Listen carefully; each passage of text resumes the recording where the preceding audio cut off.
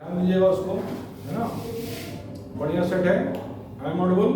Yes sir. जाइए देखिए, मैं रोटेशन मोशन स्टार्ट किया था, 2 लेक्चर ले चुका हूँ, छोटी छोटी बातें आपको बता चुका हूँ कि रिजिड बॉडी क्या होता है, centre of mass centre of gravity क्या होता है, कब वो एक पॉइंट पे होते हैं कब नहीं होते हैं, ये सारे डिस्कशन हो चुके हैं, ठीक है ना। उसके बाद इक्वेशंस ऑफ रोटेशन मोशन हो चुका है, उसके बाद लॉज ऑफ रोटेशन मोशन हो चुका है। इतने डिस्कशन हमारे आपके हो चुके हैं ना। अब मैं आगे के डिस्कशन को प्रोसीड कर रहा हूँ। आप देखिए, आज मैं आपको 3 पॉइंट बताऊंगा। एक बताऊंगा मोमेंट ऑफ इनर्शिया से आप क्या समझते हैं, दूसरी बात बताऊंगा law of conservation of angular momentum क्या है, और तीसरी बात बताऊंगा some practical applications of law of conservation of angular momentum. ठीक है ना, खूब बढ़िया से समझिए आप और ध्यान दीजिए। इधर देखिए, सबसे पहली बात moment of inertia. Moment of inertia क्या है? Rotational inertia. जो काम मास करता है लीनियर मोशन में, वही मोमेंट ऑफ इनर्शिया करती है रोटेशन मोशन में। ठीक है ना।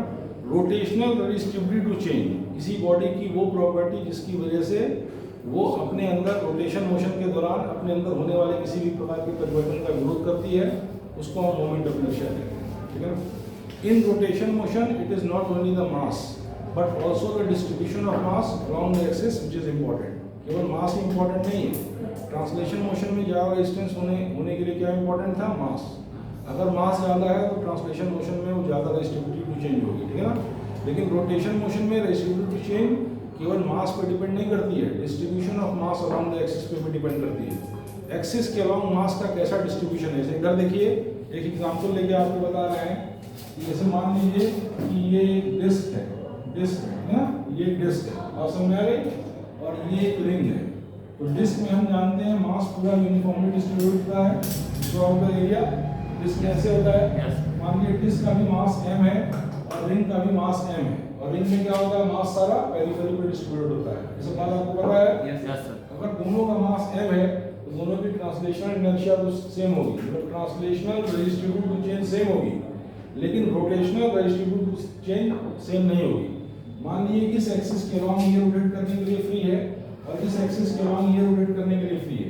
तो अगर मैं आपसे पूछूं किसको रोटेट करना आसान है और रोटेट करते समय किसको रोकना आसान है, जैसे मैंने वहां बताया था ट्रांसलेशन मोशन में कि एक बस है और एक मोटरसाइकिल है, अगर दोनों रेस्ट पे है तो किसको मोशन में लाना आसान है? तो मोटरसाइकिल पे, क्योंकि मोटरसाइकिल का मास कम है, रेशियो टू चेंज कम है, ठीक है ना, और उसको आराम से मोशन में ला सकते हैं comparatively as in compare to the बस।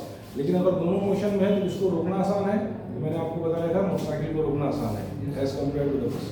ये सब बात मैं बता चुका था। Yes sir. उसी प्रकार से ट्रांसलेशन, जो काम ट्रांसलेशन मोशन में मास करता है वही एग्जैक्ट काम रोटेशन मोशन में मोमेंट ऑफ इनर्शिया करता है। जिस तरीके से मैंने बताया कि जिस तरह से ट्रांसलेशन मोशन में जो काम फोर्स करता है एग्जैक्टली वही काम रोटेशन मोशन में टॉर्क करता है। भाषण में मोमेंट ऑफ इनर्शिया क्या होता है?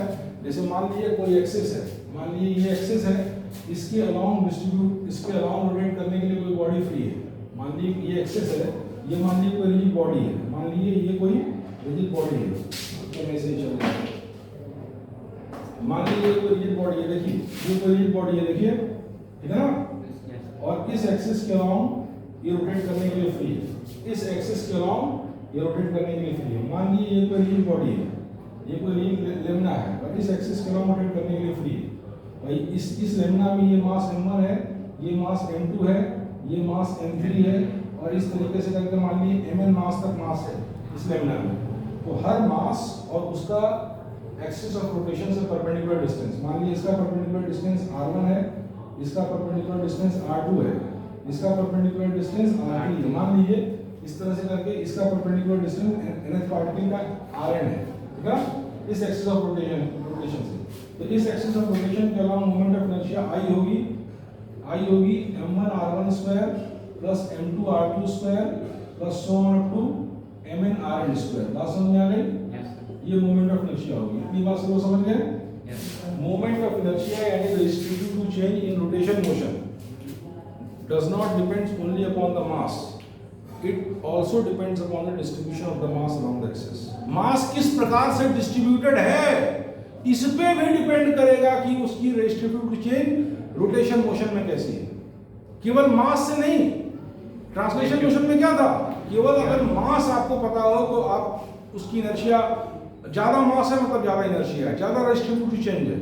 लेकिन रोटेशन मोशन में केवल मास से मतलब नहीं है, उसका डिस्ट्रीब्यूशन ऑफ मास भी कैसा है एक्सिस के अराउंड, इस पे भी डिपेंड करता है कि उसकी रोटेशन इनर्शिया कितनी है, यानी रोटेशनल रेस्ट्रिब्यूटिव चेंज कितना है। मैं आपको एग्जांपल से बताऊं, जैसे मान लीजिए ये मैंने बताया कि ये डिस्क है और ये एक रिंग है। आप जानते हैं डिस्क के अंदर जो भी मास होता है वो यूनिफॉर्मली डिस्ट्रीब्यूट होता है थ्रू आउट द एरिया, ठीक है ना। थोड़ा सा टाइम हो गया था, यहाँ कर देंगे पूरा हो जाएगा, है ना। तो ये इसके अलावा डिस्ट्रीब्यूटेड है, ठीक है ना। और एक इसी एम मास की एक रिंग भी है और उस रिंग पे क्या होता है, सारा मास पेरिफेरी पे डिस्ट्रीब्यूट होता है, ठीक है ना। तो मैंने पेरिफेरी पे डिस्ट्रीब्यूट होता है, तो मैंने यहाँ से आपको करके बताया कि मोमेंट ऑफ इनर्शिया क्या होता है, mass into perpendicular distance from the axis of rotation का स्क्वायर। तो अगर मान लीजिए ये डिस्क इस एक्सिस ऑफ रोटेशन से रोटेट करने के लिए फ्री है, देखिए सबसे टिपिकल टॉपिक है और सबसे बढ़िया एग्जाम में आएगा, सबसे अच्छे सवाल लगेंगे, ठीक है ना। मन में कुछ भी वो मत बनाइएगा, डैम कॉन्फिडेंट रहिएगा। न्यूटन्स लॉ ऑफ मोशन पढ़े हैं आप लोग, ये भी पढ़ देंगे, ठीक है ना। और इसको पढ़ने के बाद आपका आत्मविश्वास आसमान में चला जाएगा, फिर तो सब बात भी चला जाएगा, समझ रहे हैं ना। देखिए इस एक्सिस ऑफ रोटेशन के अराउंड रोटेट करने के लिए फ्री है, इस एक्सिस के अराउंड रोटेट करने के लिए फ्री है, ठीक है ना। दोनों का मास सेम है, लेकिन इसकी मोमेंट ऑफ इनर्शिया कम होगी, इसकी मोमेंट ऑफ इनर्शिया ज्यादा होगी, क्योंकि इसका सारा मास पेरिफेरी पे। तो m into r स्क्वायर सबसे ज्यादा इसका होगा। और समझ में सारे के सारे पार्टिकल्स कहाँ है रिंग के पेरिफेरी पे है, तो m into r स्क्वायर की वैल्यू इसकी ज्यादा होगी, इसकी कम होगी। मैं आगे चल के आपको बताऊंगा एक दो पीरियड के बाद कि एक अगर m मास की एक रिंग है और उसका रेडियस r है तो उसकी moment of inertia mr square होती है। ये मैं प्रूफ करके दिखाऊंगा, ठीक है ना। प्रूफ करके ना भी दिखाऊं, कंपटीशन में प्रूफ नहीं पूछता है, लेकिन आपको बोर्ड इसमें स्कूल एग्जाम में पूछता है, प्रूफ करके एक बार मोटा मोटी बता देंगे, ठीक है ना। तो एक रिंग का क्या होता है mr स्क्वायर और डिस्क का क्या होता है mr square by 2, mr square by 2। वैसे भी आप देख रहे हैं कि डिस्क के सारे पार्टिकल्स जो हैं यूनिफॉर्मली डिस्ट्रीब्यूटेड है। तो अगर इस एक्सिस के अराउंड रोटेट करने के लिए फ्री है तो m1 r1 square plus m2 r2 square कम ही होगा, वैसे मोटा मोटी आप देख ही रहे हैं, ठीक है ना।